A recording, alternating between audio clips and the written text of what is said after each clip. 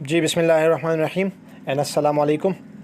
آپ کے گھر پہ اگر کوئی بیبیز، چھوٹے بیبیز جس طرح کے نیو بورن بیبیز ابھی پیدا ہوئے یا انڈر وتھ 1 ایئر کے ہے یا 3 منتھ 5 منتھ 6 منتھ، ایسے جتنے بھی ایج کے بچے ہوتے ہیں، چھوٹے بچے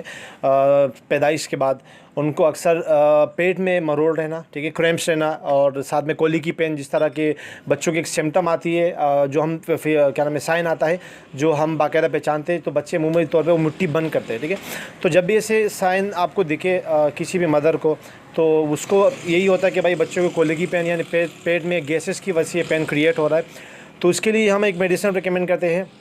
ایک ہربل میڈیسن جس کے سائیڈ ایفیکٹ لیس ہے، بالکل نہ ہونے کے برابر، جو کہ آپ اپنے بچوں کو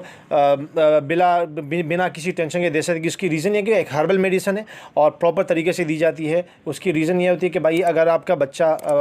5 منٹ کے یا 10 منٹ یا 15 منٹ کے اندر وہ کریمپس ختم نہیں ہو رہے، تو 15 منٹ کے بعد آپ ڈوز اپنے بچے کو دے سکتے ہیں۔ اور یہ میڈیسن اس وقت میرے پاس موجود ہے، پاسمولیکس، ایک ہربل میڈیسن